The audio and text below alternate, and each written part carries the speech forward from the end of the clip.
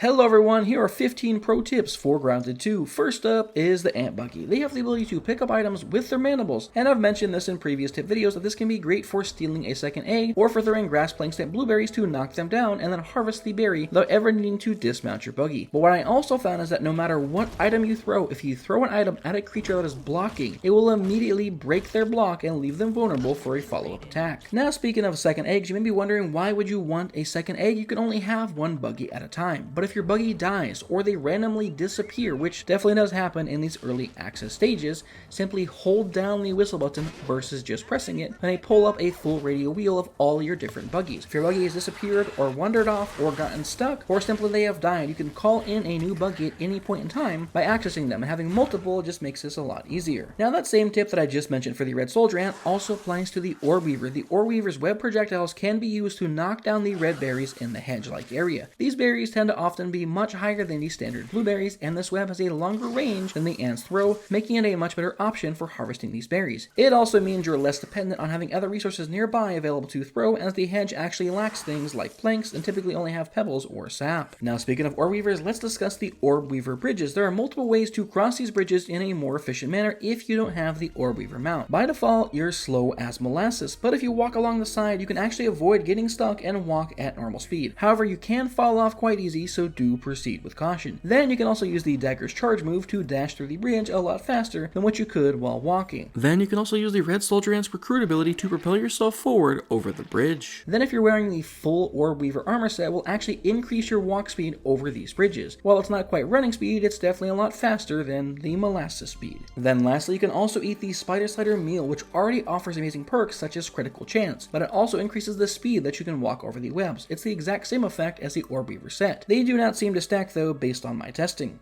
Alright, now this next tip is a tip I have shared in one of my building tutorials, but I'm going to be adding on to it. If you build a Duke Collector and build a water container directly above it, just build a small stuffed creature next to it. Then activate the creature and it will cause the droplets to fall down into the container. Sometimes one or two may miss, but it saves you time from manually having to collect it with your canteen, then manually empty it into your container. Now to add on to this, if you're out and about using the Orb Weaver buggy, just use your Intimidate ability near a water droplet, and it will cause all nearby droplets to fall to the ground. This is basically the same effect, just it's available when you're exploring. Now speaking of stuffed creatures, I also feel I need to add on to this tip from last time. Stuffed creatures and stuffed mounted creatures are not just for cosmetics. If you build the stuffed creature that gets placed on the wall, when you activate it, you get a damage bonus against that type of creature. And this can be very useful against creatures like the cockroach, since they have no natural weaknesses. Then if you build a standard stuffed creature that's placed on the ground like the butterfly or hung like a bee, it gives you a chance of bonus creature drops. This bonus is called Loot Lock. This bonus also applies to rare drops, making things like trinkets have a higher chance of actually dropping. So if you're struggling to get, let's say, the butterfly trinket, go through and build a wall mount for the butterfly, and then a stuffed butterfly, so you will deal more damage to them and have a higher chance of getting drops, making the whole farming process significantly easier. Now let's clear up a major rumor. Raids do not attack your base. They attack the player. They do not operate how they did in Grounded 1. In fact, bugs do not interact with building pieces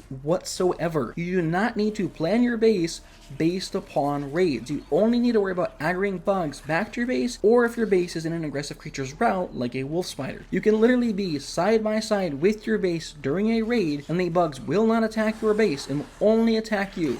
Your base will only get damaged if you're close to it and the bug goes to attack you and hits your base instead. Now to emphasize that point, and if you don't believe me, it's okay, let's look at the Mix R event. For those of you that played Grounded 1, you know that an easy way to defeat this event was to build defenses. Well, they did not work when Grounded 2 first released, and the most recent hot patch actually fixed this, allowing you to now build around the Mix R to make the event significantly easier. But it doesn't exactly work as intended, so even a few simple layers of half walls greatly help the defense. You will notice in this gameplay that's been happening, not once have the creatures tried to break through the defenses to the Mix R. They get stuck and don't know how to pathfind to it. This is because they changed how bugs react to players and how they interact with your structures. They do not purposely attack structures. In fact, it just confuses them. Now I will say, for the Mix R specifically, most likely this will get changed, as I don't think that's an intended feature, but your bases will still remain safe. Now at this point in time, we're about halfway through the video, so if you are enjoying this video, then please consider leaving a like and subscribing for future Grounded 2 content. Now next up, if you want to avoid raids entirely, you can easily do that by not completing 2 missions. There are 2 missions that task you with building defensive items. The first will ask for the spike strip, and the second will ask you to craft the acorn turret. If you do not build either of these, you will never get a raid. I made it to day 55 and got 3 chips with no raids. I then completed the mission that tasked me with building the acorn turret, and immediately it triggered the raid dialogue from an individual in the game, and I then was raided 2 days later. I'm being vague to avoid any spoilers, just know these missions are completely intertwined with the raid mechanic.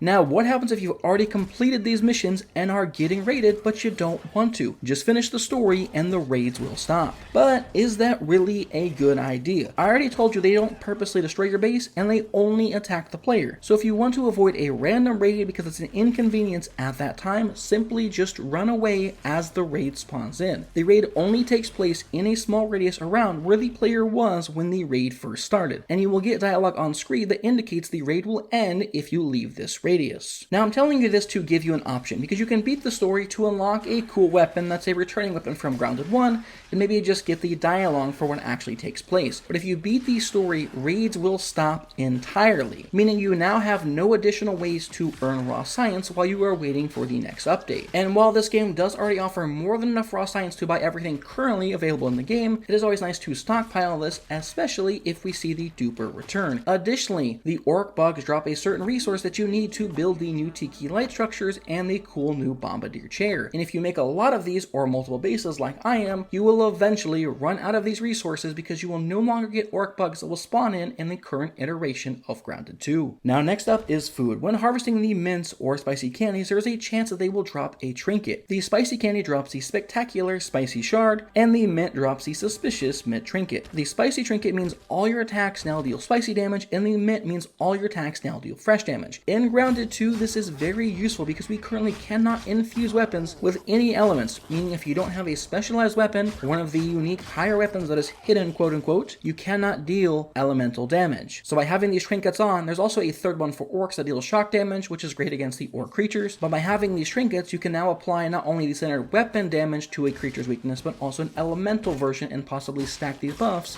to deal more damage. Now to add on to this, the spicy trinket also serves another purpose. I personally haven't found one yet in Grounded 2, but based upon using the other legendary weapon, I'm still going to avoid saying it. It was a returning weapon from Grounded 1, and even the flame staff, which is by default just in the game, using any spicy damage to kill a creature that drops food will automatically turn that creature into a roast versus being raw meat, saving you time from actually having to cook the meat because you will immediately be given the food. Now next up, let's discuss animation canceling. This can help increase your overall DPS.